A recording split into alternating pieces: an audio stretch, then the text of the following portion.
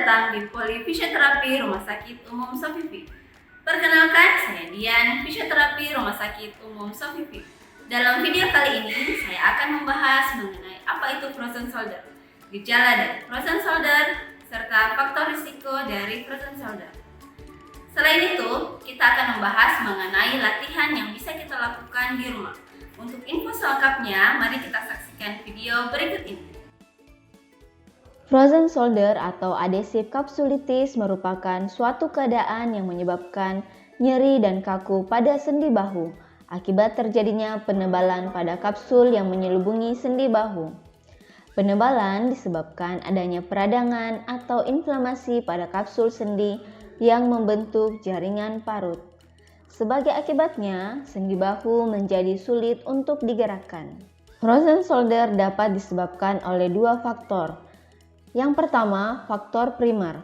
Belum diketahui penyebab utama dari frozen shoulder. Yang kedua, faktor sekunder, yakni dari keadaan lain.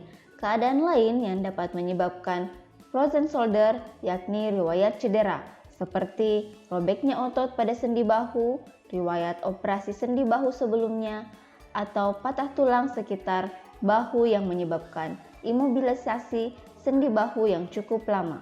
Penderita diabetes, kelainan kelenjar tiroid, dan kelenjar adrenal.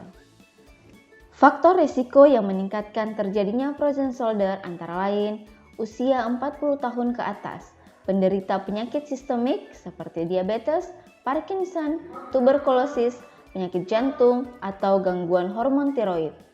Mengalami imobilitas dalam waktu lama, misalnya akibat stroke, patah tulang lengan, pemulihan setelah operasi, atau cedera pada rotator cuff. Gejala frozen shoulder umumnya berkembang secara perlahan dalam 3 tahap, yang setiap tahapnya bisa berlangsung selama beberapa bulan.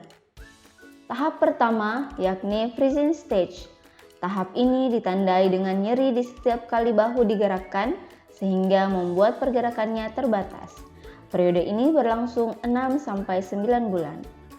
Tahap kedua yakni frozen stage. Tahap kedua ditandai dengan mulai berkurangnya nyeri, tetapi sendi bahu menjadi semakin kaku dan sulit digerakkan.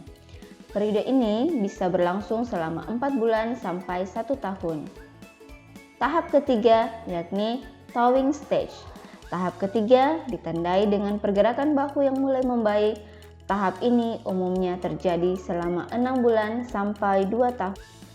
Pada beberapa penderita frozen shoulder, nyeri pada sendi bahu dapat memburuk di malam hari dan mengganggu tidur.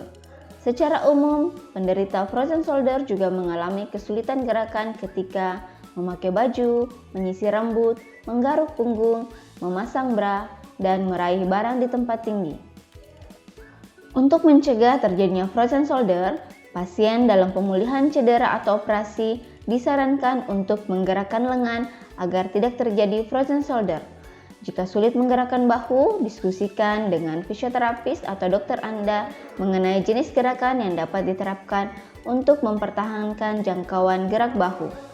Pasien stroke juga disarankan menjalani fisioterapi untuk mencegah terjadinya kekakuan sendi bahu dan sendi lainnya. Gerakan pertama, pendulum stretch. Lakukan gerakan ini sebagai awal dari rangkaian latihan. Usahakan bahu santai dan lakukan gerakan dengan memposisikan lengan seperti menggantung. Ayunkan tangan membentuk putaran, lakukan putaran ke arah jarum jam 10 kali dan sebaliknya secara bergantian setiap hari. Apabila keluhan nyeri berkurang, maka diameter lingkaran dapat ditambah semakin besar. Lakukan perlahan tanpa paksaan dan dalam batas toleransi nyeri. Gerakan kedua, towel stretch. Pegang handuk dengan kedua tangan di belakang punggung, posisikan handuk horizontal, gunakan tangan yang sehat untuk menarik handuk dari sisi tangan yang sakit. Lakukan gerakan menarik handuk tersebut 10-20 kali setiap hari. Gerakan ketiga, finger walk. Posisi tubuh menghadap tembok. Sentuh tembok dengan 2 jari. Gerakan jari menuju ke atas menyusuri tembok seperti merambat perlahan. Usahakan setinggi mungkin hingga lengan atas dapat menempel dengan tembok atau di batas toleransi nyeri. Lakukan gerakan ini 1-3 kali sehari. Gerakan keempat, cross body reach. Gerakan ini dapat dilakukan pada posisi berdiri atau duduk. Gunakan tangan yang sehat untuk menarik siku tangan yang sakit. Tarik perlahan dan tahan peregangan tersebut selama 15-20 detik. Lakukan berulang 10 kali per hari. Gerakan kelima, armpit stretch. Duduk di samping meja atau bed. Letakkan tangan yang sakit pada meja, dorong tangan ke depan sampai ketiak menyentuh meja. Tahan 5-10 detik, lakukan 10 kali.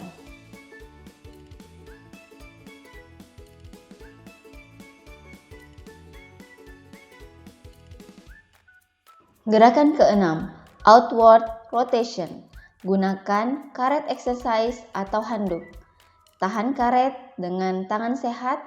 Tarik karet tersebut dengan tangan sakit ke arah bahu yang sakit atau ke arah menjauh dari dada. Posisi siku 90 derajat terhadap lengan. Lakukan peregangan dan tahan tarikan karet 15-20 detik. Lakukan 10-20 kali sehari. Itulah tadi video tentang frozen shoulder serta latihan yang Anda bisa lakukan di rumah. Semoga bermanfaat untuk Anda. Jika Anda memiliki pertanyaan mengenai informasi pelayanan di Rumah Sakit Umum Sofifi, silahkan menghubungi nomor yang tertera di bawah ini.